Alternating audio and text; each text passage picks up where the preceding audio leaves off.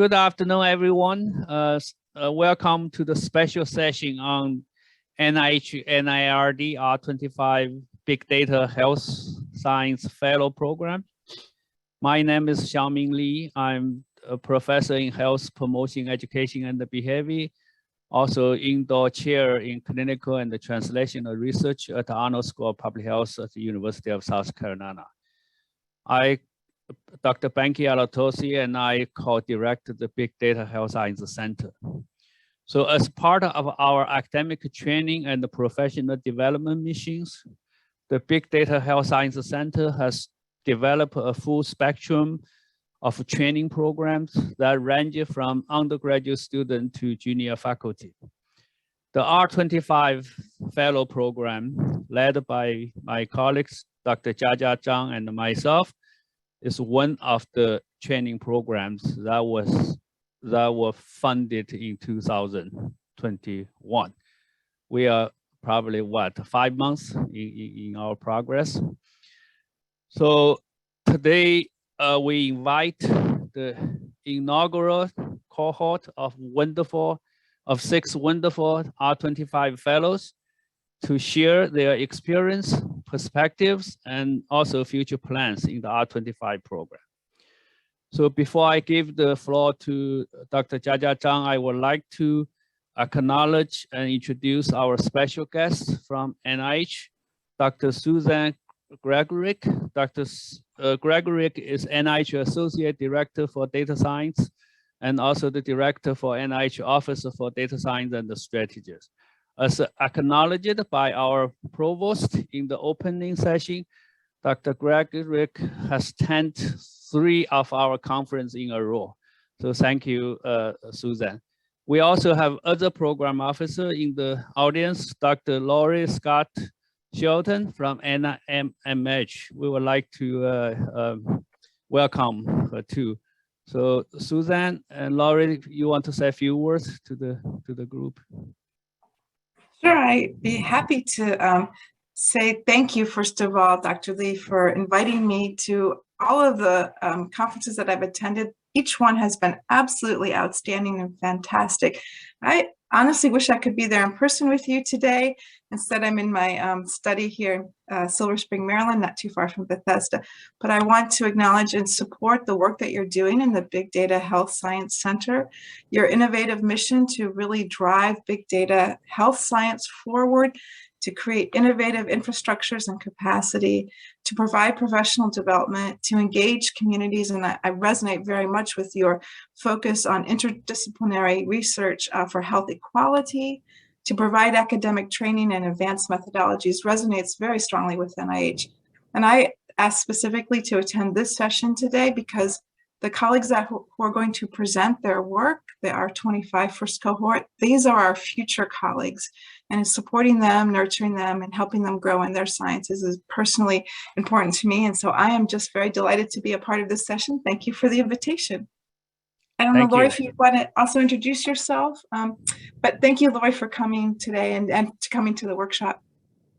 Of course, I'm happy to be here, and I echo everything that Dr. Gregorick has said, and I'm looking forward to this workshop, so I can't wait to hear about all the good work that you've all done. Well, thank you. We all at the USC greatly appreciate the support, the guidance, and the leadership from all NIH programs, and welcome you all to our conference in this special session. Dr. Gregorick and Dr. Scott Shelton will join the open floor discussion to share with us on the priorities and the interest in data science research at the NIH after our presentation. And before I give floor to Dr. Zhang, I want to acknowledge the presence of Dr. Rick Zimmerman, who serves on our national advisory board for the R25 program. Thank you, Dr. Zimmerman. So, Jiajia. Thank you. And so I will follow Xiaomin's path, and we continue to talk about our training this year. And we have a very excellent cohort this year, 6 training for the NIAID R25 Big Data Health Science Fellow Program. And today is very excited, and they will share with us their research and experience with us today. Before we begin, we just want to let you know if you have any question, just you can put in the chat box, or at the end of the session, you can unmute and ask your question. We'll save all the questions at the end of the session. So let us get started. The first speaker is Dr. Goodman, and he is a clinical assistant professor from the School of Medicine. Thank you.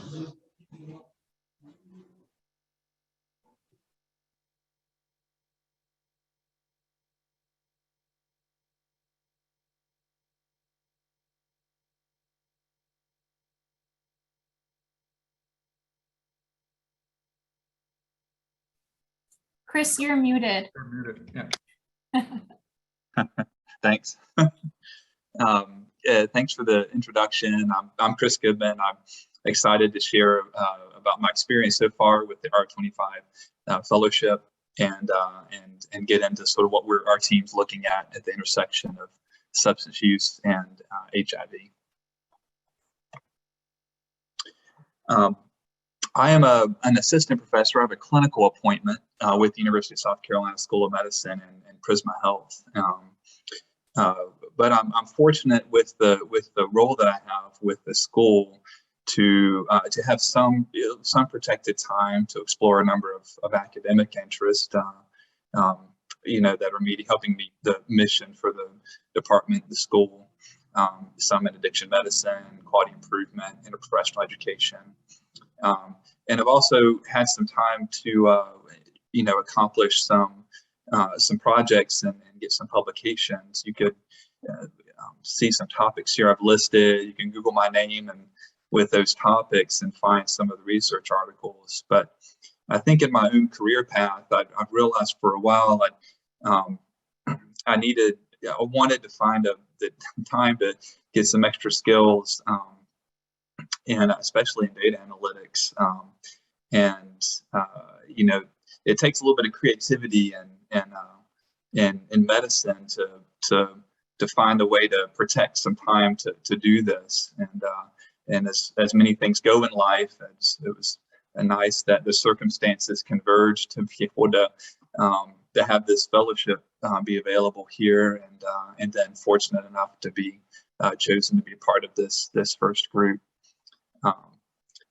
So I'll share with you a little bit of what the learning plans look like for me, what the research exposure has been so far, and where we're headed with hopefully an R01 submission for the summer. I've been really fortunate to have great mentors. Of course, Dr. Latosi, co-director for the Big Data Health Science Center, and then Dr. Alan Litwin. I don't know if I didn't see where he had made it yet, but he's someone I've already been working a lot with, and fortunate to have him be a part of the mentorship. He's an addiction medicine clinician, also in our hospital system and associated with USC. The learning plan that we put together it's been fantastic. A variety of different you know, opportunities to engage more with all the complexities of data analytics. Of course, I love writing, and I think most writers understand that you just have to always do it and get practice at it in order to get better. So the grant writing workshop really wasn't much of a chore. I just enjoy the process. So that's been a part of it. Of course, I think there'll be some similarities here with others and doing some of the city training, some of the seminars with the Big Data Health Science Center. Some of them I wish that I was experiencing later on this year, because they were, I know more now than I knew when we were getting started. You know, but those have been great. I'm highlighting here the journal club process we've done. I learned a lot in presenting in this article on machine learning and opioid overdose risk. And a lot of this was an excellent article that was recently published that was trying to unpack what Medicare is doing in terms of risk prediction and proving they could do it better with machine learning tools. And I think there'll be some methods we'll be able to apply to our own grant application. And then a number of SAS modules. I've already completed about 30 hours of training in SAS, and it's been a great foundation to maybe not be the one primarily responsible for this analysis, but understand better what's happening behind the scenes with the analysis, so I can be a better team member. I've bolded the ones I've completed there, and then a few more to go. And anyway, these are great. Recommend them for anyone. Some of them are free actually for people in academics, and great introductions to the topics. Now, as far as the research goes, I applied to the program with some a lot of thoughts around investigating the natural history of addiction. But the fellowship's been great in terms of the mentorship and learning, available tools and thinking about the data as it exists with the Big Data Health Science Center. And we've kind of arrived at this intersection of substance use and people living with HIV. It turns out there's a substantially high prevalence of substance use in the HIV population, and probably 3 times the national average. It's about 25% of people in the last year of a recent publication on this, that people living with HIV who had to be treated for addiction. That's quite remarkable. And of course, we've known about this association back to the origins of our discovery of HIV. In the year I was born, in 1983, was the first appearance in the MMWR, the CDC's report, with a population of people with injection drug use and HIV. And so by this point, we've got about 40 years of data, of knowledge about what's happening here. And the cascade of care paradigm is largely the framework that's used in how we think about these associations. And we know that there's reduced linkage to care. People are less likely to receive ARVs. There's worse virological control, and now there's been a good amount of literature in support of the role of integrated care environments for HIV and substance use and medications for opioid use disorder. But in surveying a lot of this as part of this fellowship year, there are a lot of gaps that are still that need to be explored. It turns out that there are some pretty bold, broad brushstroke statements in the literature on this, but when you look at how we know what we know, it's actually a bit more nuanced, and the results can be quite mixed. It's a heterogeneous literature to try to summarize. No one's really done a comprehensive substance use in HIV. It's certainly not a meta-analysis. It's a lot to sort of wrap your arms around. Certainly there are signals of associations here, but a major limitation of the data so far is a lot of the substance use it's really a dichotomous variable. It's yes or no.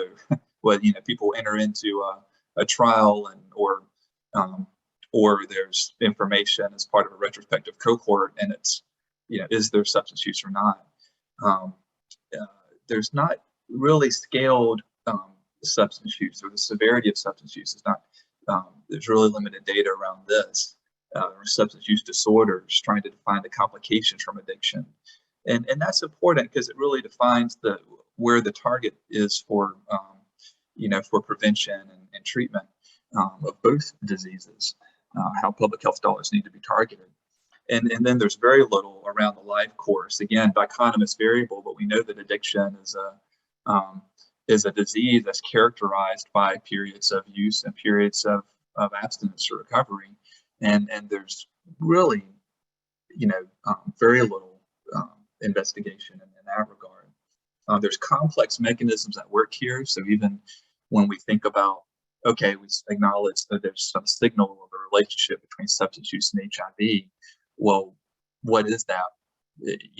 Even if we can accept that their influence on the cascade of care, what's happening? Now, a lot of literature is on adherence to medications, but you can even flip that around and take that patient-specific factor and think about provider-specific factors. And for a long time, clinicians didn't treat people who were actively in addiction or injecting drugs, didn't treat their HIV. So it's a bit more complex than a picture than simple associations between use and the cascade of care. And probably most importantly, a lot of this data is prior to 2010, prior to universal treatment, prior to the third and fourth waves of the opioid epidemic, prior to COVID. And so what's the solution, to this? I think all of us here would agree it's more and better data. Unfortunately, we're at the Big Data Health Science Center was already at the point of a partnership with DAODAS. DAODAS is our state drug and alcohol authority with a robust electronic record system and county-based treatment centers across the state. And the team was already in the process of linking this data, and we've sort of been working through that, and we're just starting to get to the point of examining and characterizing this data. So even with just our step one, I've listed here of characterizing the data by substance use type and the severity as it exists in the DAODAS data.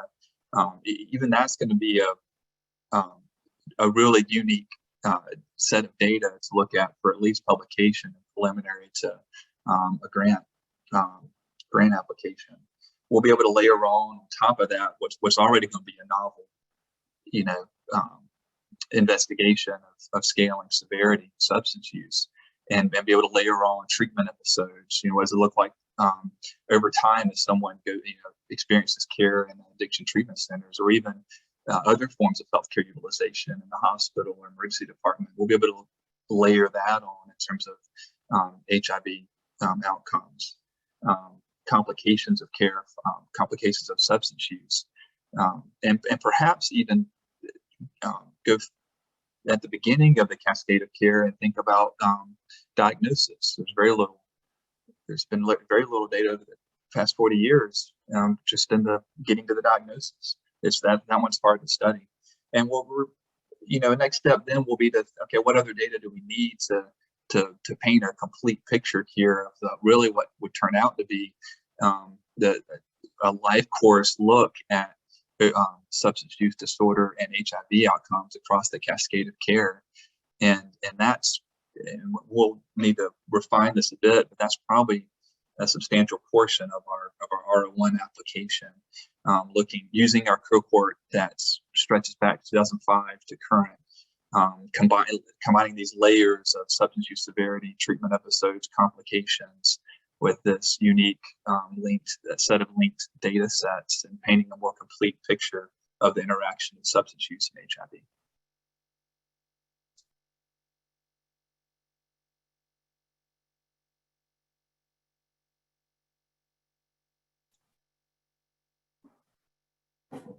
So thank you for the nice experience from Chris about his work in our program. And before we move to the second speaker, so I didn't open my. So before we move on the second speaker, I did see the Dr. Carly Williams, the Chief of Epidemiology Division at NIAID, attending our session. And we really appreciate all the involvement and the support from all our NIH, NIAID program. And also, Dr. Williams will want to take this opportunity to say something to our trainee and participants.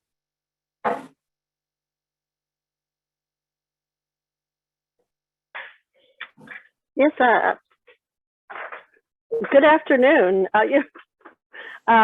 Very exciting to see the progress that these trainees are making. I have a lot of thoughts about the last talk, so feel free to here. Let me try to get my camera on. Feel free to give me a call. I have some ideas about drug use data and the availability of drug use data, Chris, that I think there is quite a lot of longitudinal data, life course data in HIV, not kind of in the big data sense, but And I think one of the problems is that data isn't fair and not visible. So working on making sure those things are fair. And I would say that it's not in South Carolina either. So your data set is very unique in its constitution. So excited to see more of the other projects that come forward. Thank you very much. And so yeah, we do have lots of the good work, and we will present in a minute. And so let us move to our second speaker, and Dr. Liu. And Dr. Diego Liu is assistant professor from College of Arts and Science. So you can take the floor now. Okay, thank you, Jaya. I'm assuming you can hear me and see my presentation. Okay, so I'm gonna talk about my experience through this fellowship, right? The R25 Big Data Health Science Fellowship. So my kind of like talk here is going to be structured in 4 different acts, if you like. I'm going to talk about the first steps that I took to get the fellowship, the training that I've been going through in the context of the fellowship, then the research that I've been conducting with my mentors and my grant writing experience, again, in the context of the fellowship, of course. So here, in case there are people in the audience that are thinking about applying, it was a very easy application, just 5 pages, really 3 pages of content, 2 pages of references. And in those 3 pages, I just kind of like lay out my case. I wanted to study the modeling. I wanted to basically model the spread of COVID-19 in a college campus. So in those 3 pages, you talk about the background, main objectives, data methods, implications, and plan to secure funding. And I wanted to talk about this because the second component of this application was a letter of support from my department. And that's actually how I got to hear about the fellowship to begin with. In the summer of 2021, the chair of my department reached out to me saying like, hey, there is this fellowship about big data and health. It might be of interest to you. And yeah, it was right up my alley. It was exactly what I was trying to do. I've been a researcher of migration for a while. I've been trying to slowly move to doing more research on health. And I do big data and network analysis, so that was perfect for me. And that basically meant that I automatically had the support from my chair to write a letter of support to do the 25% time release. And that's why I have this little image here to kind of like remember that networks are super important to get this this information. I try to relay information about the future call, the new call, to everyone I think could be interested. So after I applied, I waited for the news, and then I was contacted by the leadership of the Big Data Health Science Center saying that I had 2 mentors that I was accepting. I got the fellowship and I got 2 mentors. Dr. Shan Chiao, which is a professor in the School of Public Health, and Dr. Chenlong Lee, who is a professor in the Department of Geography. So it's a great pair of mentors for me. Shan has experience in the social sciences and is a public health scholar, experience with big data, of course. Shenlong has experience with big data and geography, which I have done a little bit in my migration research. So after that, we kind of like laid out this quote unquote learning contract. The learning contract basically is a contract in which you lay out the specifics of your case, what exactly you're going to be doing in the training. So throughout the fellowship. So it has 3 components. The training that you're going to be going through, I'm going to explain that in a minute. I've been doing some training on GIS and HLM models. The kind of research that you're going to be doing during the fellowship. You're supposed to write an article with your mentors, and then the grant writing proposal. So I'm going to explain those in detail to kind of like share my experience here. So in terms of training, you're supposed to be part of 2 formal kind of like training or classes. So the first one for me was an introductory class on GIS that actually Chenlong teaches. So he granted me access to his materials, and I was able to asynchronously go through those materials. It's an introductory class, so it was great for me to kind of like have a formal understanding and kind of first try to understand these GIS technologies, and that worked great for me. This semester I'm doing training in a different kind of like set of techniques, hierarchical leader modeling, HLM. This is a class that is a grad level class in the School of Education. So I'm just attending this class with the permission of the instructor and just being exposed to HLM and how to use it to model big data sets, specifically thinking about something like intensive longitudinal data, for example, that has been, HLM has been used to understand the kind of like big data sets. So that has been great for me and my training to sharpen kind of like my tools to be a big data scientist. So, and I also have been part of grant writing workshops. So the fellowship has 3,000 professional development funds for you to use. So I have used those to be part of a grant writing workshop, two-day workshop in which people basically have shared with me, you know, good ideas to how to write grants, but also actually successful grant proposals that have been funded by different agencies. So it has been a great exposure to me, for me to understand those processes. Okay, so that was the training, my training experience. In terms of my collaborative research experience, so after I discussed with my mentors what was a good idea, what was a good question to pursue throughout my year in the fellowship, we came out with like one winner idea. Remember, in the context of the fellowship, you're supposed to write one paper during that year with your mentors, right? So the research question that we wanted to tackle here was basically we wanted to see if we could use social media data to model risk perceptions related to COVID-19 and use that to predict mask usage in the United States.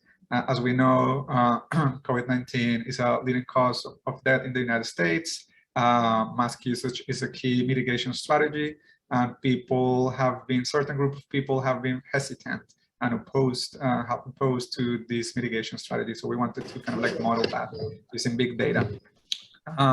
So I was fortunate enough to have access to a big data set that both my mentors have been working on before. These are 3 million geotag tweets posted by about 3.5 million people across the United States, which gives us data on the risk perceptions related to COVID in the United States.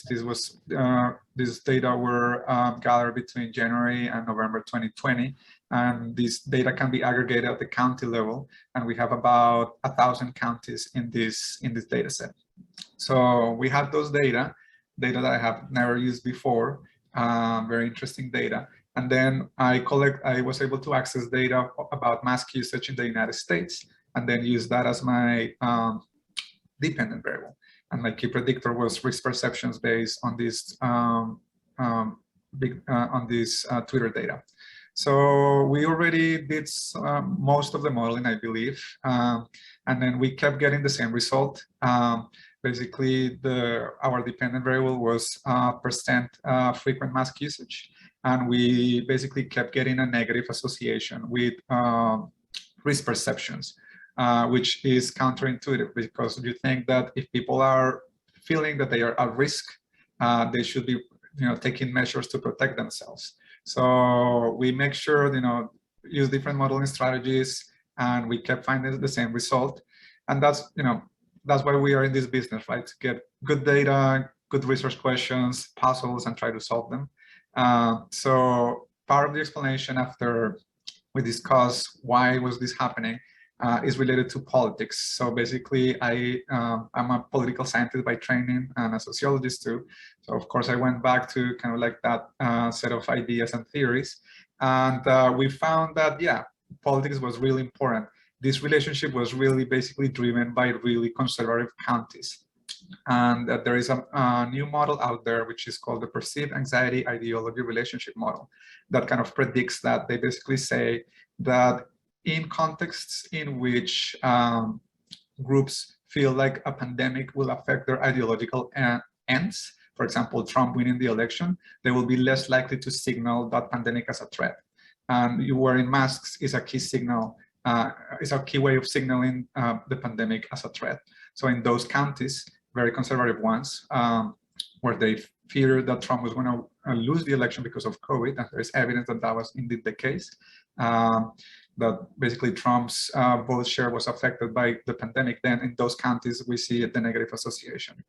So now the next steps here are going to be to fine-tune the model. We want to include an extra covariate here to control for urbanicity, basically rural versus urban counties.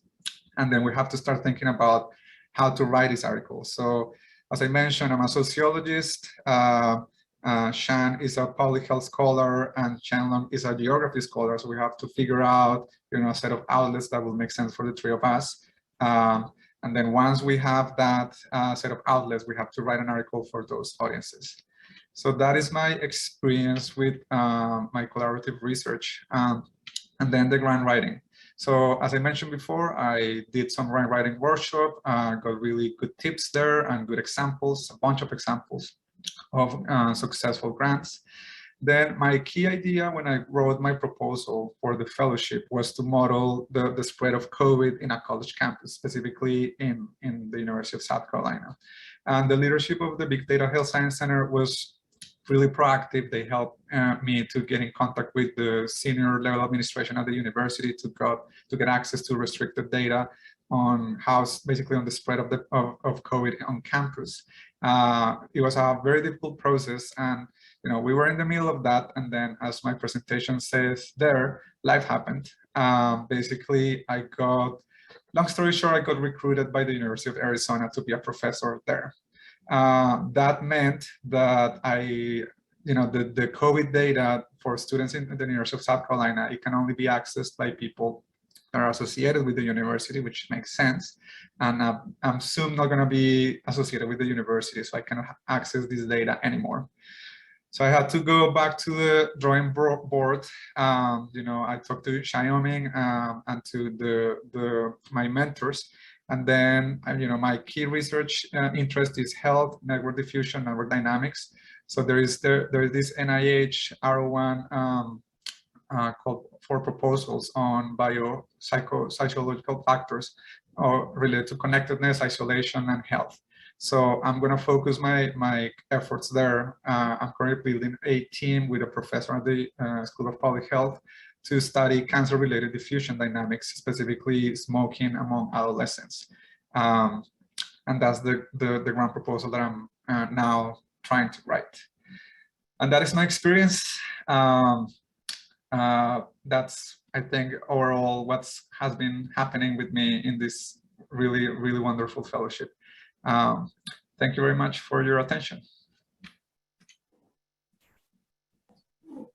So thank you, Diego, for the nice presentation, and also share your experience in the R25, and also you give a very clear layout actually of our training program, what you should do and what will be the procedure, and also the whole process of your training. And I believe even you move to the Arizona, all the training happen here will benefit for your career in the future. So our next speaker will be the Dr. Xueyin Yang, and she is a research assistant professor from Arnold School of Public Health. Okay, I'm going to share a screen here.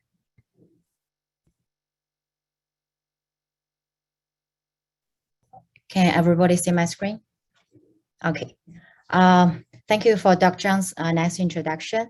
Yes, like Dr. Zhang introduced, I'm a current research assistant professor at Department of Health Promotion, Education, Behavior. Actually, before enrolling this R25 fellowship, I have been started engaged in HIV or COVID-19 related big data projects since 2019. So when I first heard that our center got funded this R25 big data program, I'm so excited. I said, okay, this is a great opportunity for me to learn more and advance my career in data science. So today I'm going to briefly introduce the R25 mentorship, the competent skills development, then some hands-on research and the proposal development, and finally some future plans. I'm glad, I have two mentors in this R25 program, and the first one is Dr. Zhang, who is here, and is also a co-director of this program. And Dr. Zhang is a senior biostatistician at Department of Epidemiology and Biostatistics. And during this R25 fellowship year, and she have provided a tremendous support, particularly statistical support for me. And my second mentor here is Dr. Sharon Weisman. And I'm very glad Dr. Weisman here today. And she's a clinical professor, also chair of internal medicine. She has over 25 years of research and clinical practice in HIV prevention, treatment, care. So both of the mentors have been the core member in building up the Big Data Health Science Center, also MPI or co-eyes of both HIV or COVID-19 related projects. So they always been there to very supportive, no matter statistical support or clinical expertise whenever I need them. And it's really a fantastic experience in the past year. Actually, not only in the past year, it's in the past over 2 years. And our meeting style normally happens in bi-weekly or weekly. We will talk about the detailed research topics and what we can do next, how to conceptualize the potential research topics, or even for grant applications. And this is a very helpful process for me, and I learned so much from this.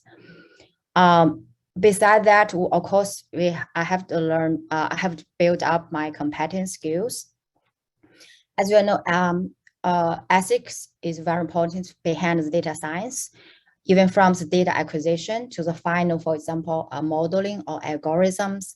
So I have taken the data science ethics course and learned how to consider the potential ethical considerations in using the big data sets, and also what kind of guidelines can be created to combat the misconduct ethical issues. And besides that, I have still in progress or learning some state-of-the-art machine learning methods to see how these advanced statistics methods can be applied in my current ongoing work. Of course, I think Dr. Chris Topher Goodman also mentioned we have monthly R25 Fellow Journal Club, and normally we select a very typical paper which applies, for example, machine learning or AI techniques to explore the infectious disease related topics. And we try to see how that topics can be applied, that techniques can be applied in our ongoing research work. So in the past year, I have published 2 papers, which based on either the statewide database in South Carolina or the US nationwide data. For example, the first one, we use South Carolina statewide COVID-19 data. We're trying to explore the demographic disparities in clinical outcomes, COVID, and we find, for example, the racial disparities or the severe COVID-19 outcomes. And the other one is using the nationwide COVID-19 cohort collaborative data.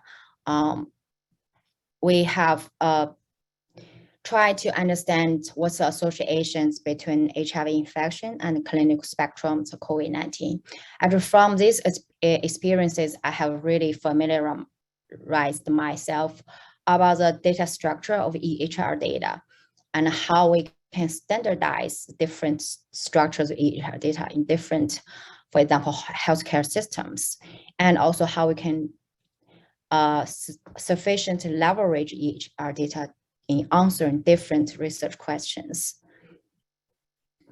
Regarding grant proposals, I have submitted to R21 proposal last year. And the first one is related to predicting the cardiovascular disease among people living with HIV. As we all know, the HIV-associated comorbidities is increasing as the advanced treatment of HIV patients. So they live longer, they have high risk to have chronic disease. That's why we come up with this research idea. And also still using the statewide HIV cohort here to explore what kind of predictors will predict the occurrence or the incidence of cardiovascular disease. And the second one is, since the COVID-19 pandemic, we're trying to understand what's the intersection between the HIV infection and COVID-19 related topics. So we're trying to see what's the difference of the COVID-19 vaccine efficacy among people living and without HIV. So in the next few slides, I'm going to take the second grant proposal as an example to illustrate how we apply the big data approach to examine this research topic. So as we all know, US is one of the hardest hit area of the COVID-19 pandemic. Unfortunately, we got some several remarkable achievements of COVID-19 vaccine development in large randomized trials. And that's why the effective and durable COVID-19 vaccine has the potential to dramatically alter the COVID-19 pandemic. However, even people are fully vaccinated, they still can contract COVID, what we call the breakthrough infections. So they still can develop symptomatic or asymptomatic infections with this virus. However, the efficacy of COVID-19 vaccine among people living with HIV remains unclear. Why? Because although we know HIV population might have an elevated risk of severe COVID-19 outcomes, for example, they have probably more mortality, they're also more likely to be hospitalized. And that's why the COVID-19 vaccine may be even more important in this immunocompromised population. However, in the real world, this vulnerable population is not representatively included in the initial efficacy trials. And second one, the current efforts to investigate the vaccine efficacy among this population is limited. That's why we come up with these two research aims for this R25 grant application. So the first one, we try to characterize and compare the COVID-19 vaccines breakthrough infections between people living with HIV and also a comparison group. This comparison group is matched with propensity score method. So that way they can balance their baseline covariance. So we will observe the difference of these breakthrough infections between the two groups. Of course, in this analysis, we also stratify their immunosuppression levels, different vaccine types, study periods, or underlying medical conditions. For study periods, maybe, for example, before the vaccine, in different stages of vaccine rollout period, these differences might different. And also in different variants, dominance periods, for example, the alpha dominance study periods or the delta dominance study periods, all these differences can be maybe observed in different study periods. So the second aim is to examine how the HIV markers, for example, the CD4 count or the virus suppression or the clinical stage and the HIV treatment, for example, the antiretroviral therapy, can play a role in the COVID-19 vaccine efficacy within the HIV population. So as we know, because more immunocompromised HIV population may have worse outcomes, they may not respond as well as the immune recovered HIV patients. That's why we have come up with a second research question. So here's the flow chart diagram of the proposed study, and how we can, why have we illustrated the big data approach here. Actually, this is a merged database, and this merged database is coming from different data sources. From the first line, from top left hand, you can see that's the HIV cohort, which we derived from the DHEC enhanced reporting system. And on the top right, that's the COVID-19 cohort, which also derived the data from DHEC. And in the middle, that's where we got the immunization record. So after merging all these three different data sources, we are able to identify the vaccinated and unvaccinated HIV on the non-HIV population. And after this target population are identified, we will examine their breakthrough infection differences among different groups. So actually the HIV cohort and the COVID cohort is all supported from NIAID, the current ongoing work. And but how we link the different data sources. And we actually use the South Carolina Revenue and Fiscal Affairs Office as RFA, which we call RFA. RFA serves as an honest broker for the linkage of all the identifiable information. So after they finish the merging, and they will release the unidentified data to the research team for our to use. So it actually in the HIV cohort, we got over 12,000 HIV patients diagnosed between 2005 and 2020. And then COVID-19 cohort, and we got over 691,000 cases. So for the measures here, I'm going to very briefly introduce, of course, in the HIV cohort, in the immunization record, this data source, we got what types of vaccines they got and when they vaccinated, what's the vaccine doses, and the HIV cohort data source, we got when they diagnosed, what the HIV markers, and some healthcare access and utilization variables. And I said RFA also can provide some demographic information and underlying medical conditions. And finally, is a COVID cohort. Of course, here we derive the information from the statewide case report form, which includes very detailed information on the clinical course, their symptoms, their past medical history, case demographics, or the possible aggregated county level COVID-19 incidence. So here is future plans. That's a basic idea of that grant application for future plans. I'm going to continue to build up the competitive skill sets for them to continue working, learning the online courses about the one statistical methods like machine learning. How can we apply this machine learning technique to the infectious disease topics, and also trying to finish the other published manuscripts based on the intersection between the HIV infection and COVID-19 pandemic. And finally, maybe resubmission some pending R21 or come up with some new research ideas for future grant application. And if we got some achievements, we would like to present at national and international conferences. That's all. Thank you.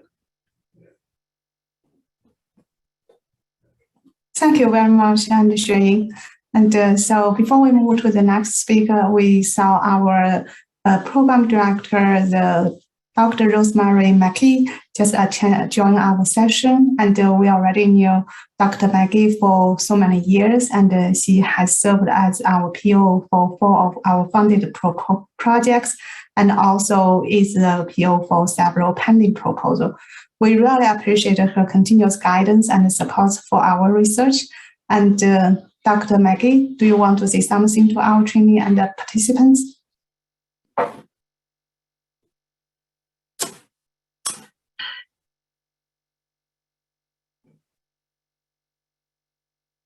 We can invite her later. She may be just not quite sure whether she is mute or yeah, so we can.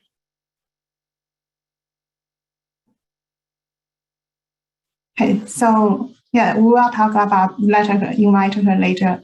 And let us move to the next one. Our next speaker is the Dr.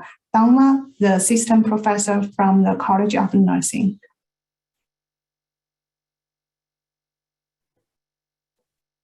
Good afternoon, everyone. Let me share my screen.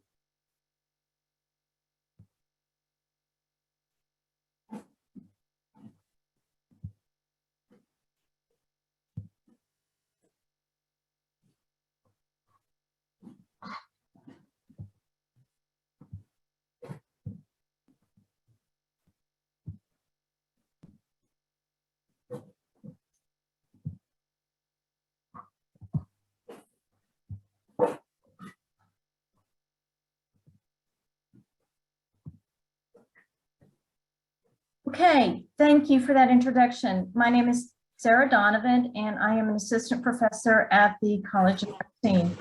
And I was looking at how we are using big data to understand post-sequel SARS-CoV-2, also known as long COVID. And this is obviously a very first step into the exploration of the process. Just a little bit about me. I am a nurse. I've had experience at the bedside for over 12 years in medical surge, ICU, geriatric case management, and quality improvement, as well as work in nursing informatics and a master's in nursing informatics. My research focuses on using technology to manage chronic health conditions. Obviously, a lot of my nursing has been on patients with chronic health conditions, and then this has rolled into my research area. Some of the areas that I've been working in is looking at breast cancer, hypertension, mental health, and asthma. And then also looking at how can we actually use that big data to actually guide our development of technology as we're starting to manage many of these chronic health conditions. So a lot of times we don't always look at the data, and we will develop such things as mobile health apps based upon preconceived assumptions, and we may be missing some of those elements that the big data is telling us. So that's one of the areas that I'm expanding into, which was pivotal in getting why I really wanted into this fellowship, to look at how that can guide those development of those current technologies.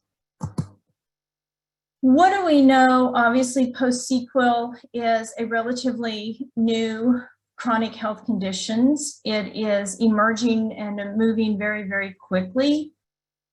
We define it as continuing to experience signs and symptoms beyond that acute infection. Normally, anything that you're experiencing 6 weeks after that fact would be classified as a diagnosis of the post-sequel SARS-CoV-2. As I said, this is a new chronic condition, and just based upon the numbers, even yesterday, this is impacting about 1/3 of all COVID infections, which in the US is 26.1 million individuals, and globally 135.3 million individuals. So as a nurse looking at chronic health conditions, this is just mind-boggling that we have a brand new health condition chronically that we didn't have 3 years ago. And we are still trying to get a handle and understanding not only the etiology of this, but also how do we manage these patients? How do we treat them? And then what is the impact on our healthcare system and healthcare utilization as these patients are continuing to experience these symptoms long term? And the reality is we don't know. So what do we know about it? Well, first of all, the results that we're seeing are very, very mixed. So I can pick up an article and read about the incidence and prevalence, and it's very diverse. So some of them will say, oh, fatigue is the most reported, and other ones say, no, it's cardiopulmonary. So you may have, 1,500 patients in one study and 2,000 in another, and now they're very diverse in what they are seeing as most reported. I have seen studies as low as 200 people reported up to 2,200. So we still don't have that big picture view when you're dealing with right now potentially 26 million people in the United States, and we're looking, what's being reported is maybe less than 10,000 people. That really doesn't give us a good picture on really what we're dealing with. And again, the signs and symptoms can vary from something that's relatively minor, such as loss in taste or smell, to something more severe in that you're looking at permanent damage or severe damage to the heart as well as the lungs. So you have this wide gamut. And again, we really don't know the incident prevalence of each of these different types of signs and symptoms. And then again, what is that impact on that healthcare utilization? Again, because of the time that it takes to gather data and report it and what we're getting now, we are really only seeing data on patients that are about 7 to 8 months out. So again, we don't know people that what is the prognosis of people that are a year, 2 years out with this? Again, this is still very emerging and very unknown to us, and how can we explore that and expand our knowledge on this? Obviously, we really, as I mentioned before, we don't know the incidence and prevalence of the specific signs and symptoms. So how many are having just one? How many are having two? How many are having the loss of taste and smell that last a while versus how many are having those cardiovascular incidents that are more severe? We also don't know, are there potential risk factors that are associated with this? So are there certain comorbidities or existing comorbidities that put you at risk for having post-sequel SARS-CoV? Are there personal characteristics? Does the age make a difference? Does the gender make a difference? We don't know really any of this. Also, other factors. One study did suggest that a higher viral load puts you at greater risk. There was another study that said that the vaccine seemed to diminish the signs and symptoms if they got it after an acute infection. And then again, we really don't know the impact on our healthcare utilization. What is the dollar amount that is going to be associated with this? And so these are all things that are unknown as we're moving forward with this massive incident prevalence of post-sequel SARS-CoV. So originally, the nurse in me wants to know all of these different little things. So as we were starting to, as I was developing these, I was like, okay, I want to compare the differences in the signs and symptoms between populations. So versus people with no chronic conditions versus diagnosed chronic conditions. And again, those differences in those demographics. And then looking at those characteristics or populations and the healthcare utilization. So which signs and symptoms are associated with an increased healthcare utilization? And then can we identify any relationships once we identify, differences among those, and then looking at those potential relationships? Obviously, as I was moving into this and getting into the data, I am on my third set of data. Started with all of us. There were obviously some barriers that started to come up very early on. This is an emerging chronic condition. Yes, we now do have an ICD-10 code for post-sequel SARS-CoV, but it is relatively new and it is not being widely used. So early on, they were using other ICD-10 codes. But because of the wide variance in the signs and symptoms, we have all these different codes, and the questions are, what are the codes that were used prior to the new code? And then even I'm finding that some providers still don't know about the new codes and they aren't using them. So this really muddies the water when you're trying to look at this data from a big picture. How do I go through and find, okay, what are the post-sequel codes that were used by different physicians to identify these patients, to look at them? Much of the data that is out there, so like in discussions with South Carolina DHEC, their data is focusing on that acute diagnosis rather than the post-sequel. So again, trying to locate rich, robust databases with this information has been difficult because everybody, and understandably so, we were focusing on that acute phase rather than that post-sequel phase. I'm afraid that, we may be delayed in understanding that post-sequel phase just because we don't have those rich data sets. Maybe not now, but hopefully maybe in the future we will. So because of that, and again, being involved in the literature discussions and talking with the mentors and different things, okay, can we revamp and revise this and maybe take a step back? And since there are a variety of ICD-10 codes that were used throughout this time, can we compare the frequency using aggregate data? Can we compare the frequency of diagnosis in 2019 and then compare them to 2020 and 2021 and identify which codes had an increase? So while this is not perfect, this does give us a starting point, and that then we can go and start drilling down on those codes with a very specific focus, and then start using that de-identified patient data to be able to drill down a little bit more, and then start looking at codes that would occur after that acute phase and start looking at those differences.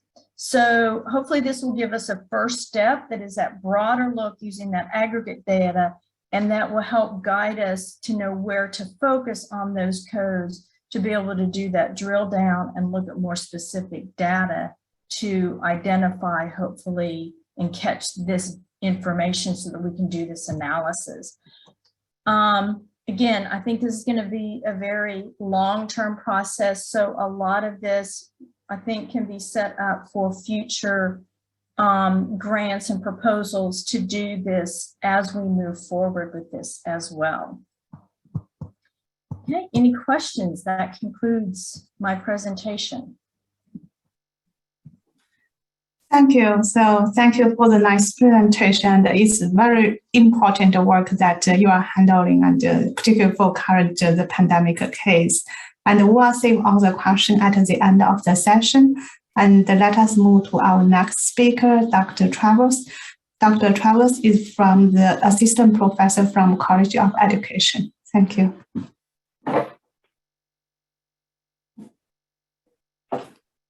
So I think you probably need to swipe. This is not in the presentation for screen mode. Yes.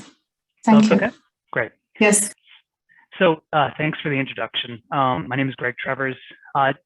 For my time, I thought I'd just go over a really quick background on some of the data we've already collected, just so you get a sense of how I'm approaching these big data questions, the new questions we're addressing, and some of the training experiences I've had so far. My collaborators and mentors I interacted with, some preliminary, very early developments that I'm excited by, I'll share with you, and then some grant and manuscript developments we have so far too.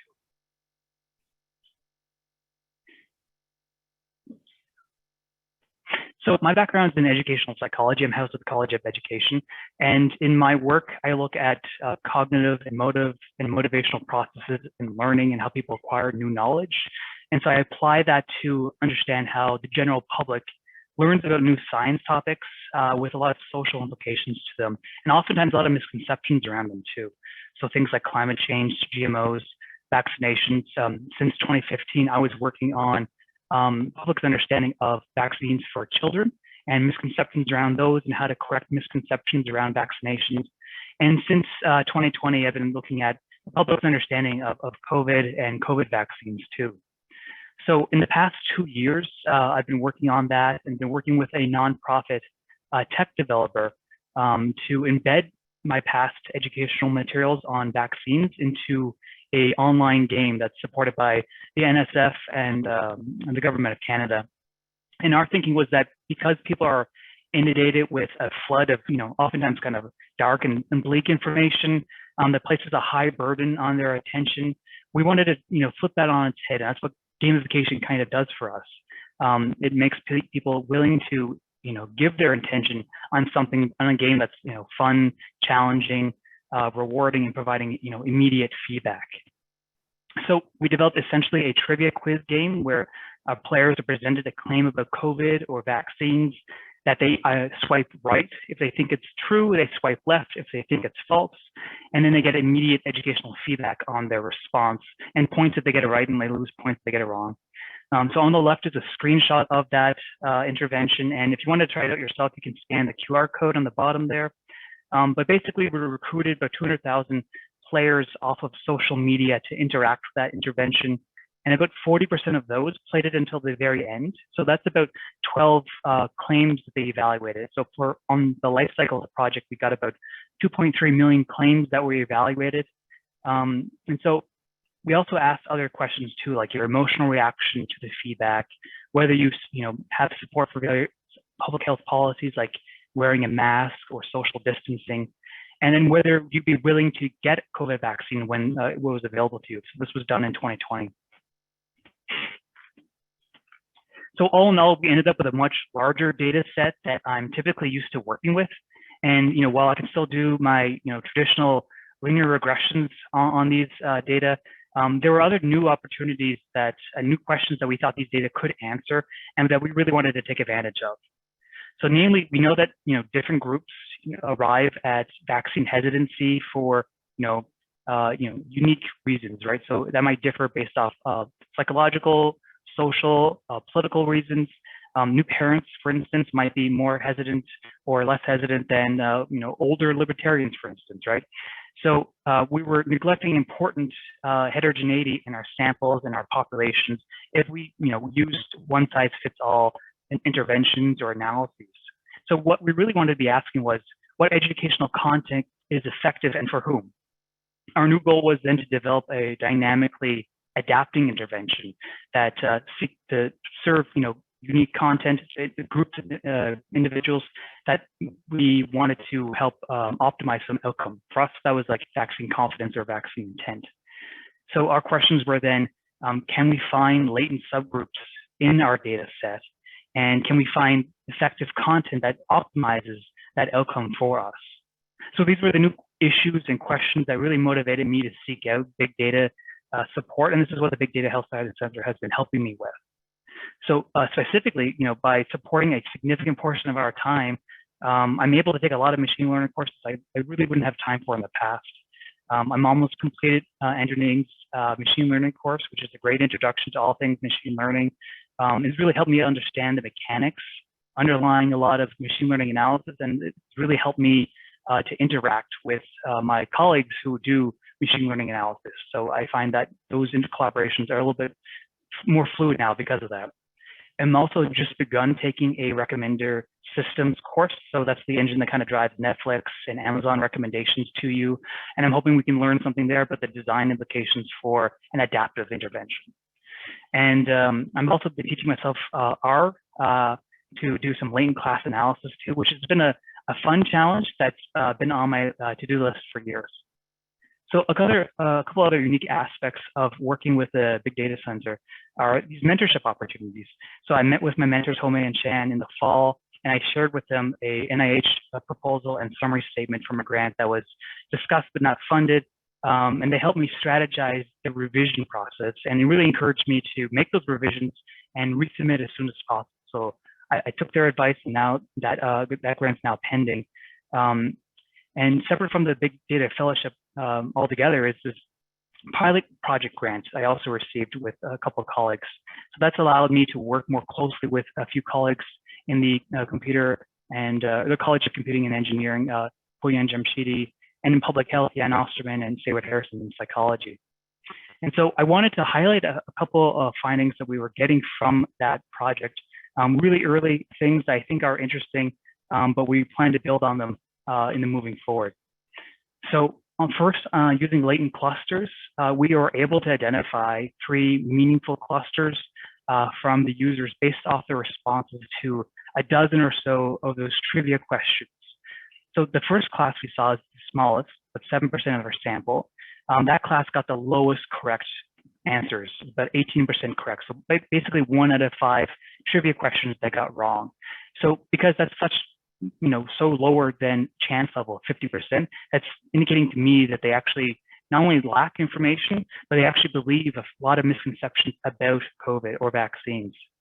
The second class is about 1/3 of our sample.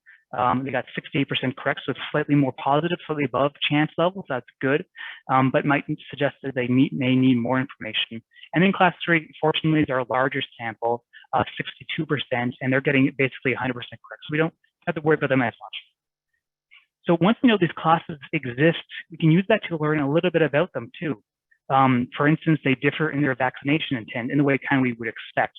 Class 1 is very low intent, they're very unlikely to get the vaccine. Class 3 is very likely to get the vaccine. And then class 2 is kind of falling again in the middle, somewhat positive, but maybe a bit more hesitant than class 3. So that's looking retrospectively on the data we had.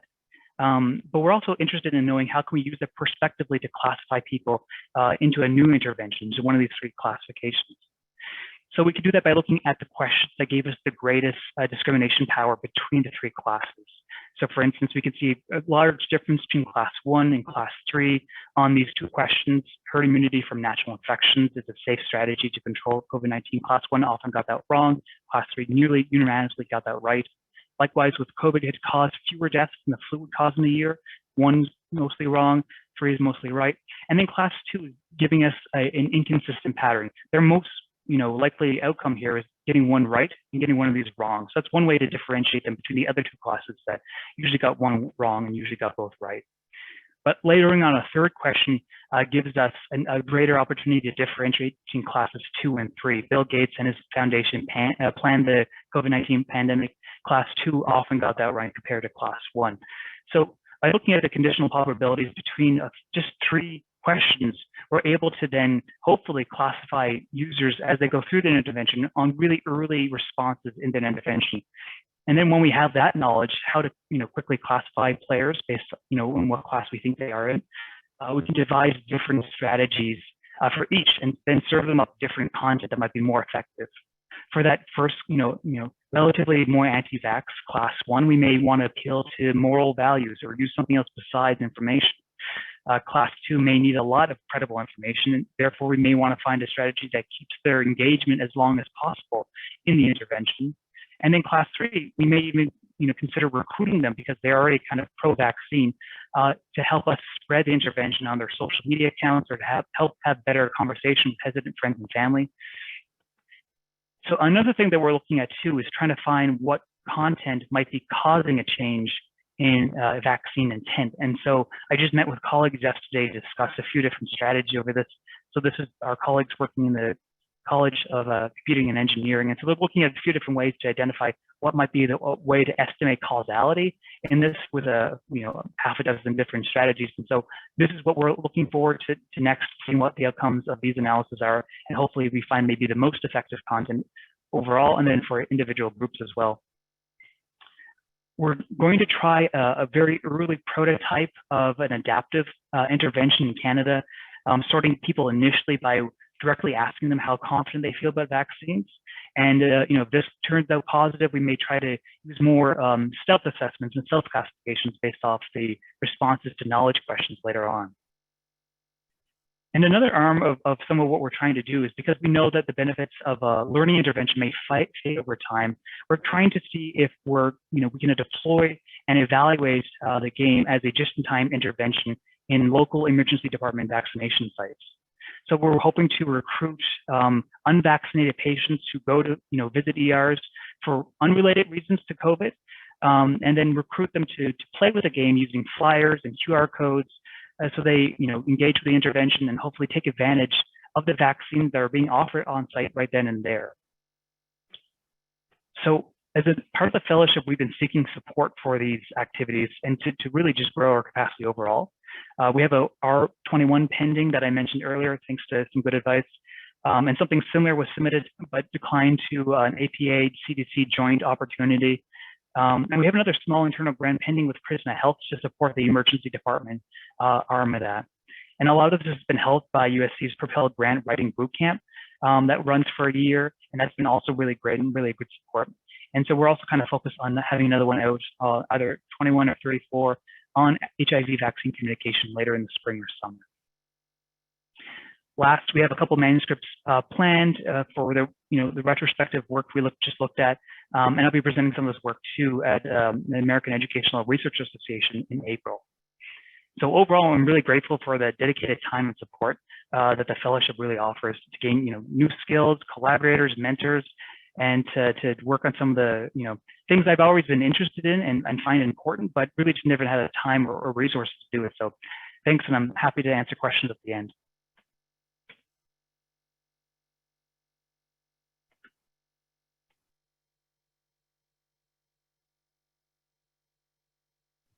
Dr. Zhang, you are muted. Sorry. Yes. Thank you. Thank you for the excellent talk. And let us move to our last speaker, and then we can open to the open discussion. Our last speaker is Dr. Self, Assistant Professor from Arnold School of Public Health. Yeah, Dara, it's your turn now. Thank you so much for that introduction, and thank you everybody for joining today, especially on a Saturday afternoon. So I'm just going to talk, like everybody else, a little bit about my experience so far with the fellowship program. I will if I can get my slides to advance. There we go. So a little bit of background about me. I am an assistant professor of biostatistics in the Arnold School. I started here at U of SC in 2019. My background is actually in mathematical sciences. So I had a PhD from Clemson University in 2019, with statistics being my sort of emphasis area. So I'm definitely a statistician rather than a mathematician, but was not trained in public health. So a little bit different, I think, than some of my other fellows. My primary research area is Bayesian spatial temporal models for large data sets. So my sort of experience with big data is in the geospatial sense of big data. These models, the underlying statistical methods, which is what I'm interested in, have all kinds of different applications, but I have worked mostly with infectious disease applications. So vector-borne disease is sort of my bread and butter. And then when COVID happened, I've expanded a little bit into COVID modeling as well. And then my mentors for the fellowship are Dr. Melissa Nolan, who is also in the ASPH. She's an assistant professor of epidemiology and an expert in vector-borne disease, particularly tick and mosquito-borne diseases. So she kind of paired really nicely with my area of interest, and then Dr. Zhang as well. Okay, so when I came into the fellowship program, I really had two main goals that I wanted to get out of the program. So the first was to get some help with resubmission of an R01 proposal that I had submitted last year. So I'll talk a little bit more in a minute about the details of this proposal. But the sort of overarching goal was to develop new statistical tools for reduced cost field surveillance of vector-borne disease. So how can we use statistics to sort of get more bang for our buck, so to speak, when we're doing field surveillance?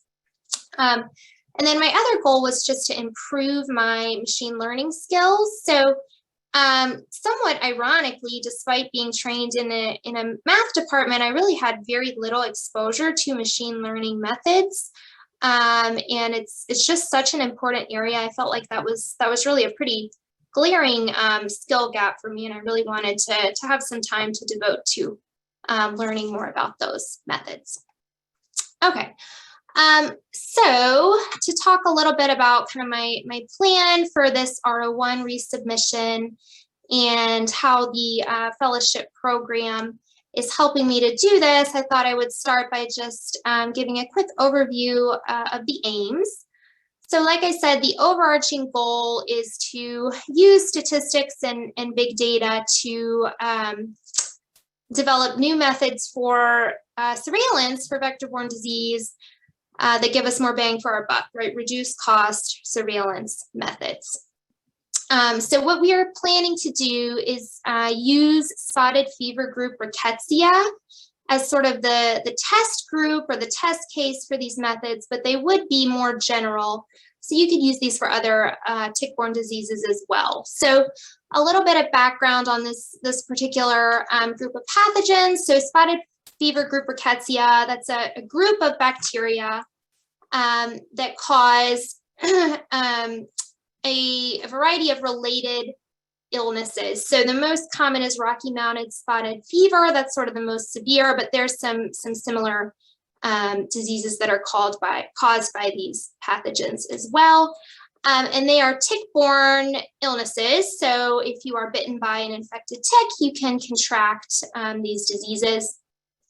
So our sort of first aim is to collect ticks from across South Carolina. You can see the proposed collection sites in this map, and test them for the presence of these pathogens using a group testing procedure. So what group testing is a method to more efficiently perform surveillance or screening testing for infectious disease. So the idea is rather than testing each tick you collect individually for the presence of these pathogens, which is quite costly, right? You can collect, thousands and thousands of ticks, and these tests are expensive. Instead, you can actually physically combine biomaterial from multiple ticks into a single pooled specimen, and then you perform a single test on that pooled material. So now you're testing 5, 10, 15, 20 ticks for the cost of one test. Now, there's obviously a trade-off there. If the test is negative, you can usually safely assume, as long as you didn't put too many ticks in there, that all the ticks who contributed were in fact negative for the disease. But of course, if the test is positive, you have no way to know, was one tick positive or half the ticks positive? So what this means is you need special statistical methods to be able to do the things we usually do with testing data from group testing data. So even something as simple as estimating the prevalence from group testing data is not as straightforward as it is when you have individual level data. So group testing is not a new area. There is loads of literature out there on this area, but there is nothing that will enable you to estimate spatial prevalence from group testing data. This has not been done. So if we want our end product to be perhaps a map of South Carolina that shows the prevalence varying by area, there's no way to do that currently from group testing data. And that brings us to aim 2, which is to develop these statistical models that can estimate the spatial prevalence of infection from group testing data. So we're going to use the data we collect in South Carolina to develop these models, and then we're going to, we're proposing to partner with the CDC's Southeastern Center for Excellence in Vector-Borne Diseases to validate our methods in other Southeastern states. So these are people who are collecting data elsewhere that we could use to kind of ensure that our methods work, not just in South Carolina. So it's really, really important to understand the spatial prevalence of vector-borne disease and of spotted fever group rickettsia in particular.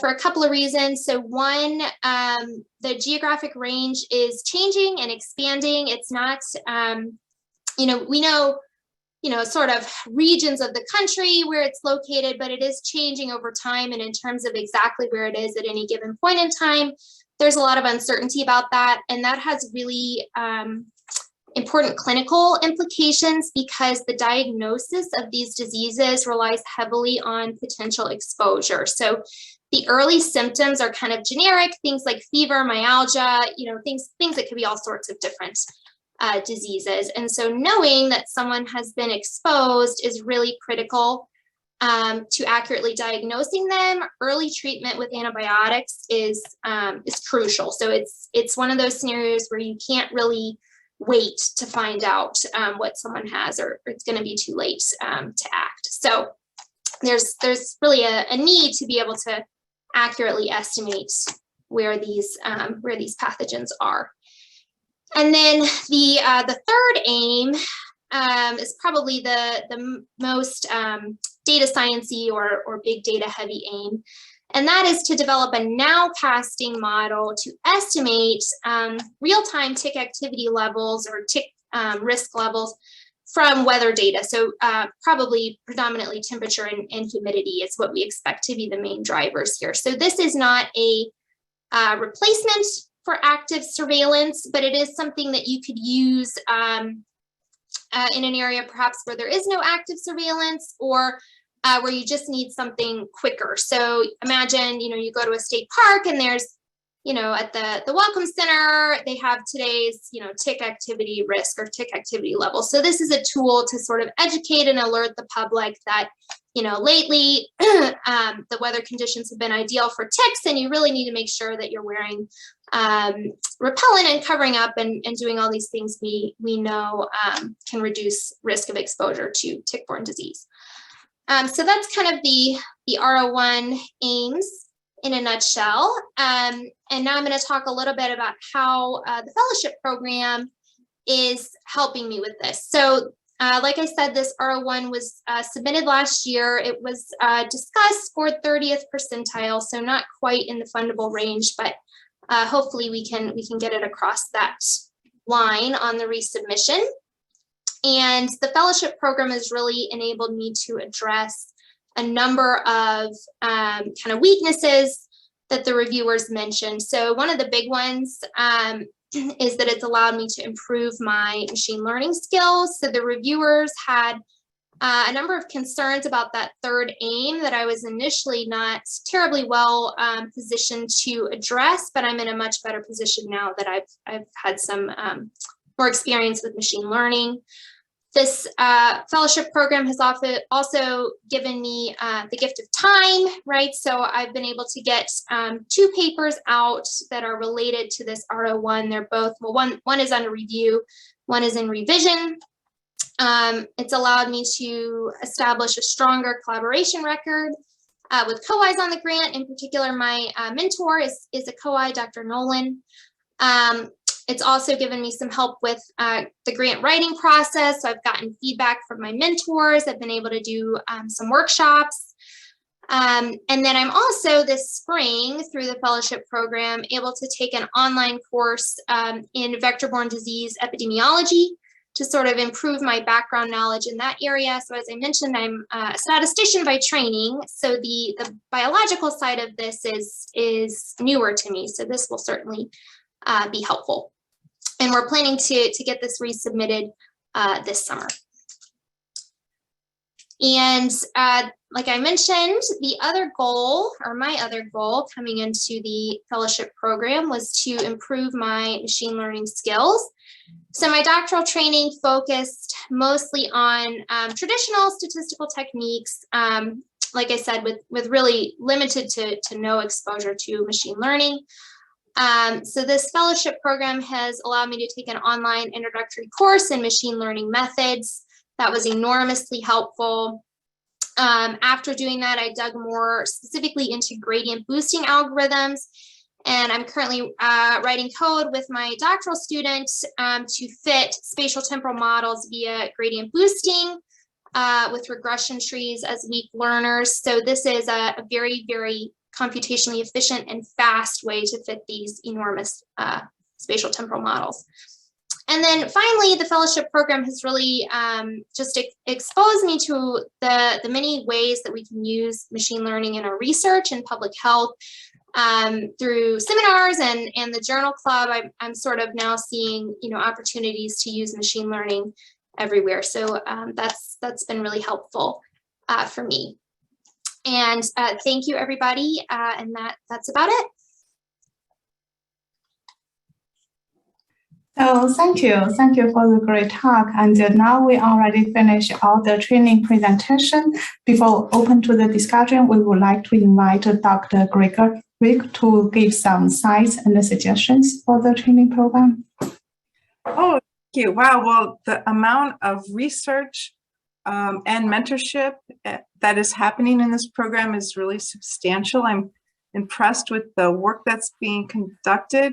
I made notes about some of the research, everything from looking at the correlation between substance abuse and HIV and painting a bigger picture when integrating those data along with life course data or social determinants of health.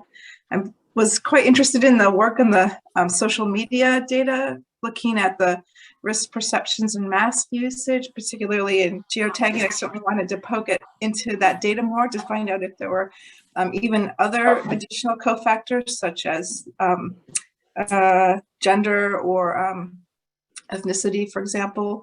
I was quite interested in the work on the COVID-19 breakthrough cases with and without HIV. I had a particular question about the prevalence of long COVID. So thinking maybe Sarah's talk and your talk were somehow related about the prevalence of long COVID for those who are in the HIV and high substance abuse category. And then of course, as you know, and many of my colleagues here at NIH on the call are working on post-sequelae of COVID. And so there's just so much really difficult and very compelling questions that you brought up, Sarah, in your talk. I played the game. It's really fun. I truly loved it. And I'm just more, interested to hear more, Greg, on your work as you start to think about ways in which you can work towards helping vaccine uptick, particularly in COVID, by engaging people in new and innovative ways. And finally, I love the thought about the reduced cost surveillance, for example, for tick-borne diseases. I used to work in an institute where we had a modeling of infectious disease agent program, and tick-borne diseases were one of our interest areas. So I think that there's certainly a lot of work there in trying to find innovative new ways to utilize data to look at how we can reduce the prevalence of people getting infected just by awareness of where there's high prevalence of ticks. I would love to poke into the questions, but I had a just sort of general question in terms of what you found from this program that surprised you and benefited you the most. And if you also would like to take a chance at saying, what do you wish that you could do with this program that isn't happening right now? I think those, for me, I would love to hear about that as you guys are the first cohort.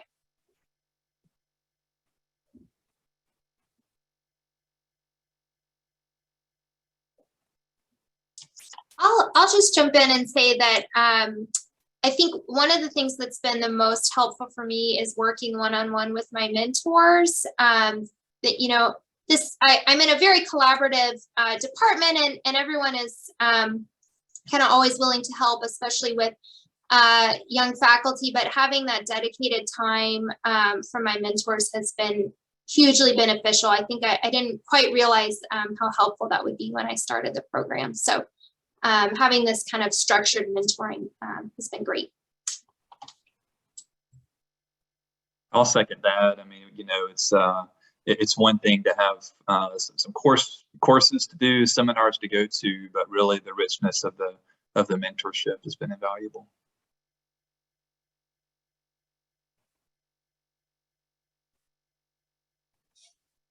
I've been pretty grateful for a chance to work with folks across different colleges too, and I feel like getting outside of my typical routine or typical bubble of work that I interact with, and to see different methods that we can translate and apply. That's been, I think, really eye-opening too.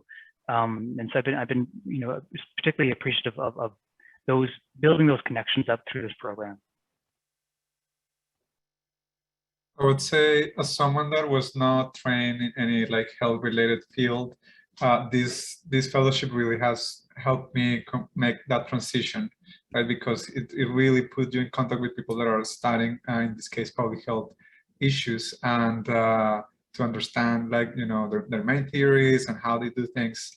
And in my particular case, transitioning from migration studies to health was extremely helpful in that context.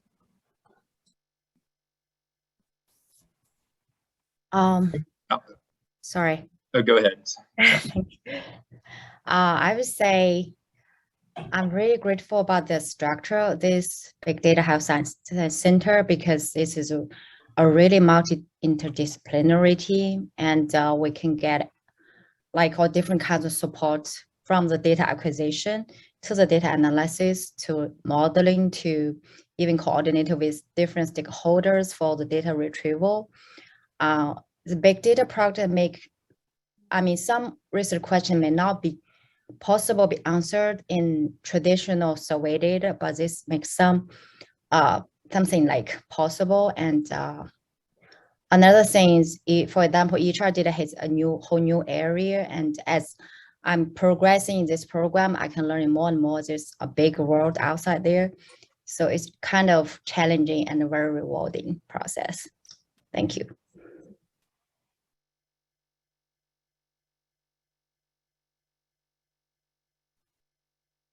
This is Sarah. So Diego was coming from a different perspective. So for me, being in the medical field, being a nurse stepping into the data field is different as well, but that's a great experience. As a nurse, I am used to using data, but it's more, per patient, to care for that patient and make decisions. So now this is training me to think on that higher, broader level using that data to expand that.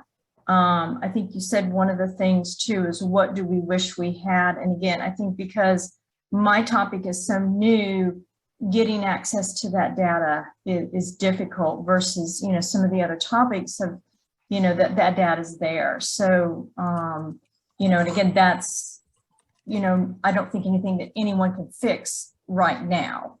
So, you know, but that is something that I am aware of at this point. That's helpful.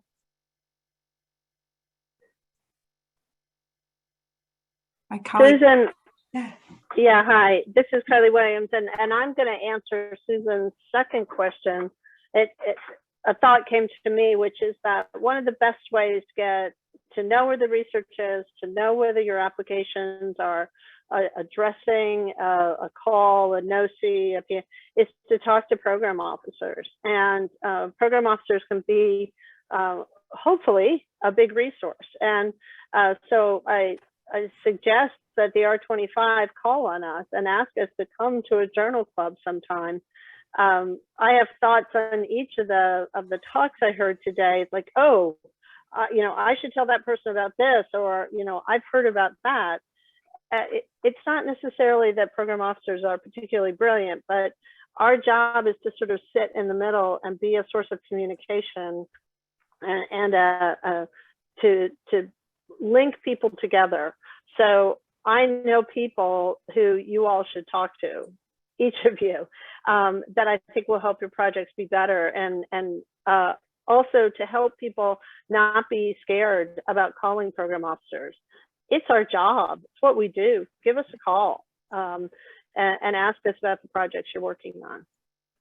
So whatever your next journal club is, I volunteer Rosemary to go. I second your point, Carly. That's absolutely the case. Every program officer I've ever worked with, they love to work with the researchers, hear about your science, and really, you know, give you some ideas and pointers. So absolutely, call on us. One thing I was going to take a stab at this second question there, and I guess to carry forward this thought and understanding more of what's what the data sets are. I know there's a number of calls in this data science field that you know reference analyzing existing data sets, and I think that's something Dr. Williams was kind of alluding to earlier. You know, maybe there's something to, and maybe this exists, but some kind of quick, you know, overview, you know, simple overview for people that are doing these fellowships to know a little bit of data dictionaries of what's out there. I wish that your belief was true. I think we're putting a lot of emphasis now on the data sharing language gets stronger and stronger in grant applications, the development of robust databases, knowledge bases, repositories of data. Different institutes are struggling with standing things up in a sort of many flowers, some will bloom kind of approach. But the standardization, the place to point you to, the National Library of Medicine is working very hard, and it's sort of this continuation of, you know, first National Library of Medicine got journals all pulled together, and now they're in the process of getting data all pulled together. So we're trying, and certainly getting you in touch with different program officers is a way to know what institutes have pulled what together. And Lori has just put a link in the chat of some repositories that exist and data sharing opportunities. So they're out there, but I'm afraid we don't have one place to point you that is complete.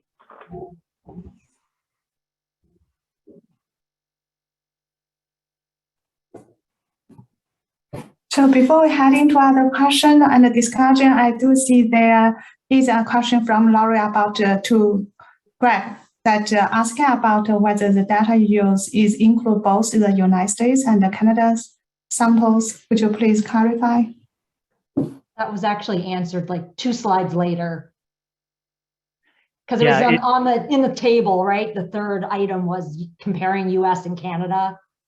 Yeah, it's primarily, that data set is primarily Canadian with about 20,000 Americans. So we can separate them out because I think there's going to be interesting differences there. But yeah, it's a mixture of both right now.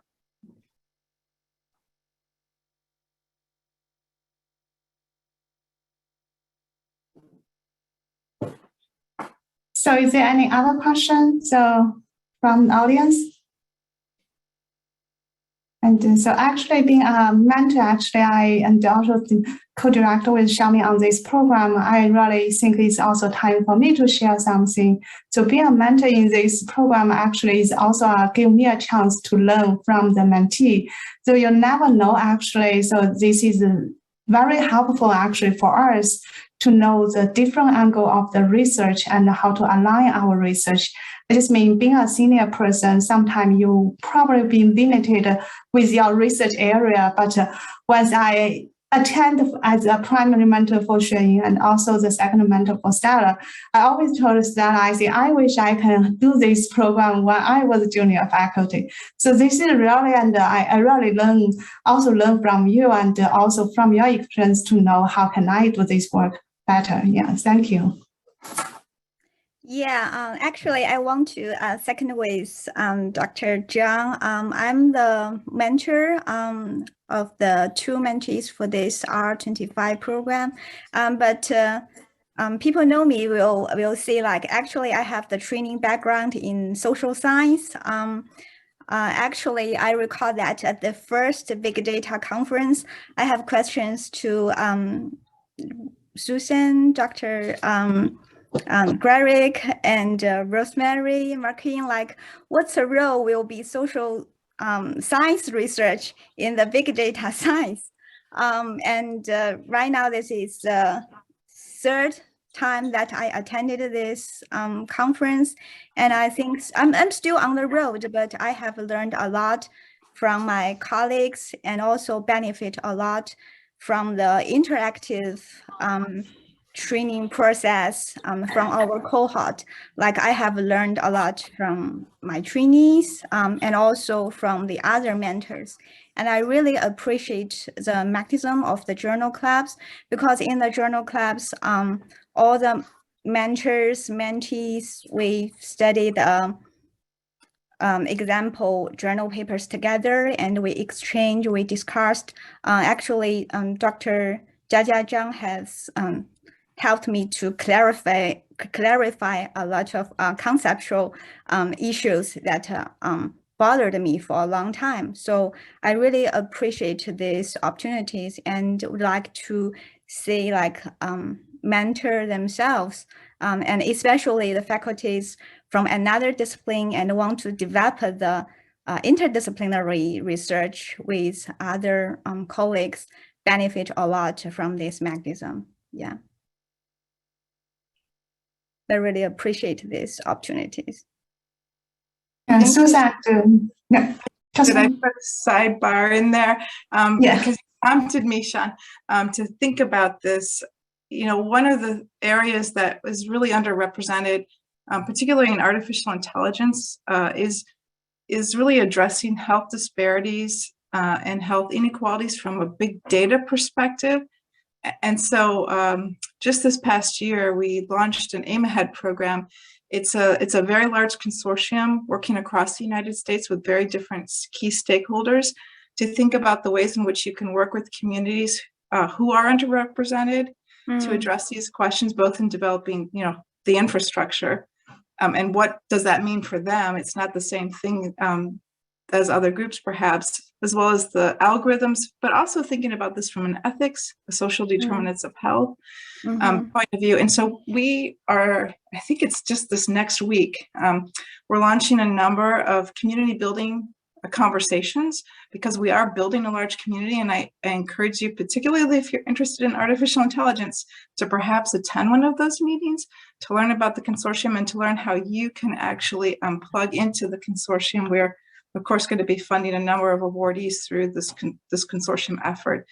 We want to know how we can tap into your potential and your expertise in data to really address those questions that you're asking right now Shannon, about how do you think about social science and big data to address health inequalities? And I think that's probably one of the goals of this center. So it's a good fit. Thank you. Thank you for your advice. Yeah, I will be definitely join that meeting. And actually, we are developing the collaborations with community health workers.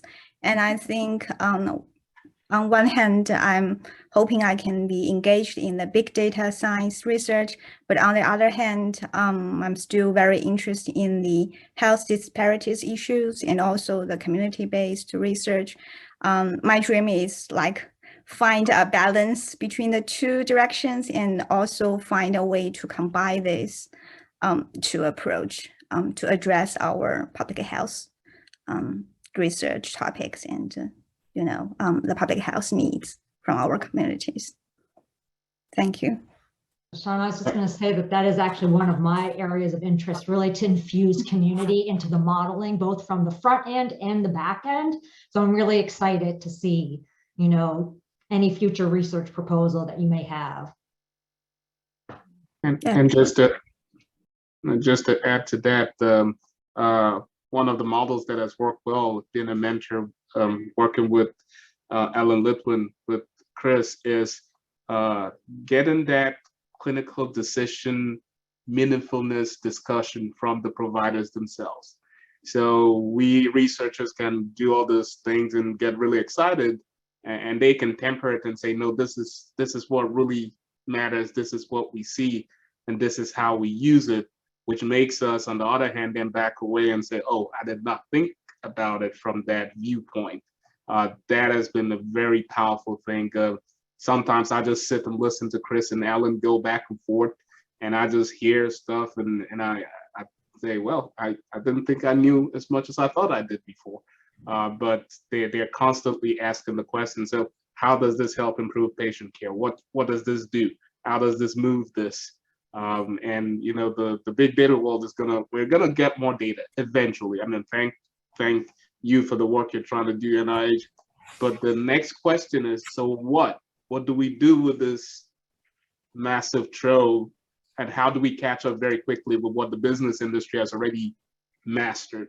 They've got a way to use it to move people, to make people believe they're getting the best deal, even though it's just $5 off, things like that. How can we make people believe they're getting the best deal so they can go get vaccinated and things like that? So it's been very helpful working with clinicians directly.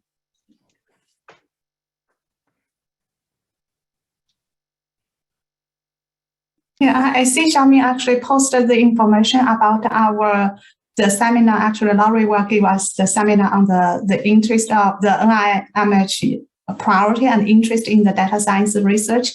So do you want to use this opportunity to give us training some idea about some information about that, and they probably can prepare some questions when they attend your seminars? I mean, I'm happy to, give a little bit right now, about the priorities of the data science and emerging methodologies program and the Division of AIDS Research at the National Institute of Mental Health. And so just to preface this a little bit, everything that we do in our department, must align with the Office of AIDS Research priorities. And so you'll see some of that coming through in these threads. But luckily for us, the Office of AIDS Research is also interested in the use of multiple data science methodology to support, and vast data, really to support HIV research. So I can tell you 4 things really quickly, the things that I'm particularly interested in with this program is really to promote the data accessibility, understanding, and visualization of HIV behavioral and biomedical research. The second thing is to advance the use of data science methodologies, technologies, approaches to support prevention and care. The third one is to support the development, use, and application of novel assessment tools, data sources, digital biomarkers and such forth, to improve the uptake of HIV testing, treatment, and adherence. And the last thing that I'm really trying to focus on is the optimization of the communication from insights that we gain from this kind of behavioral and biomedical HIV data. So it's great that we can find all these really interesting insights and have this broader understanding, but if we can't communicate it with the public, we have a problem. So I think that's kind of a key piece.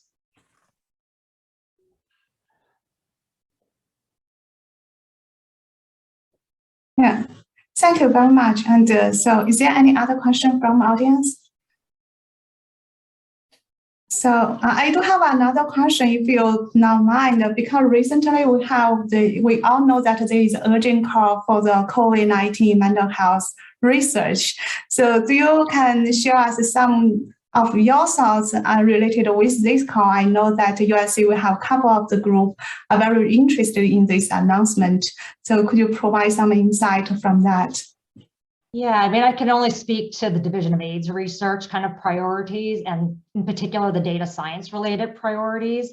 But yes, I'm definitely interested in any, project that kind of proposes kind of some kind of, mutual COVID-19 HIV kind of monitoring, uptake of, of interventions, communication strategies, all kinds of approaches. Really the sky's the limit. Any kind of modeling or machine learning, I'm just trying to think of all the different ways, deep learning, go any way you want to go, right? Any direction, right? I think that's important. That's particularly important to us. We're also very interested in the social determinants of health. So any model that includes those variables that can address some of that with respect to HIV and COVID-19 will be particularly important.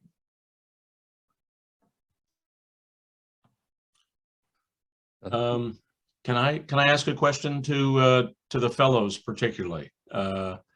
This was fascinating. You all are doing some very exciting things. It's a real testament to Dr. Lee and the leadership of the center and this fellows program. What I'd like to ask, because one of the, as an associate dean for research in the College of Nursing, I'm trying to figure out how to get our faculty excited about using big data. And, for those of you near the beginning of your careers and/or who get this great opportunity in a fellowship to have some dedicated time to do this, it's a perfect opportunity. But for folks who have been trained 5 and 10 years ago, it's a little harder to get folks to try to do things differently than the way they've done them before.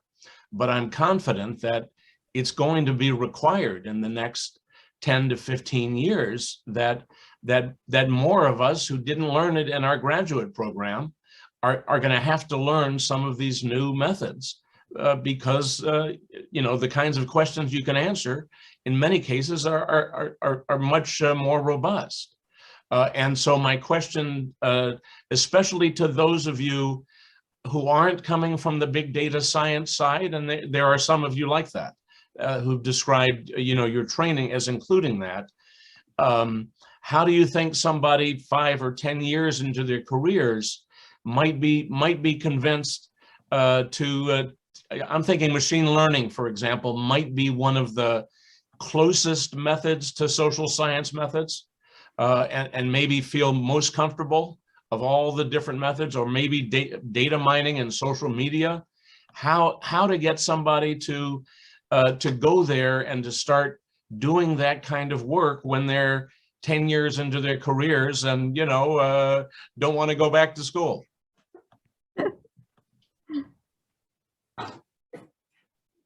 So Rick really give you a very hard test on this one to find some easy way to persuade somebody or give them guidance about the fancy word we are using now, or fancy technique. Anyone would like to try?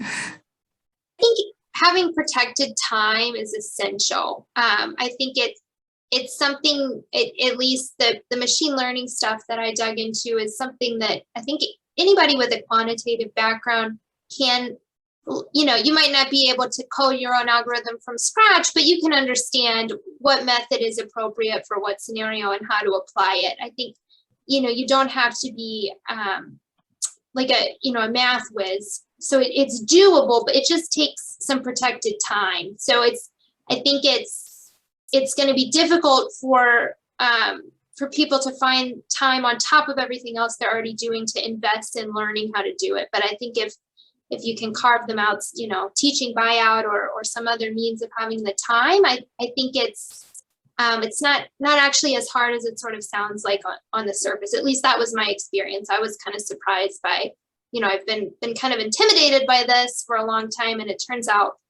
it's not so bad. So thank you. Hey, Rick, this is Sarah. I would like to add to that as a nurse, stepping into this field. I think one of the first things that I would do is try to pair your nursing faculty with an expert or someone interested in this area. So putting them together in a specific field that nurse and faculty is interested in, so that they can actually see that application and how that supports their research and actually enhances and improves it. So I would make a very deliberate, process or step to do those connections with your nursing faculty, because again, unfortunately, I experienced that teaching even DNP students. They really push back thinking this isn't their realm when actually it is. And we really do a poor job, and we need to reframe that as nurses and that we are in the data business. Okay. Thank you very much. Good suggestions.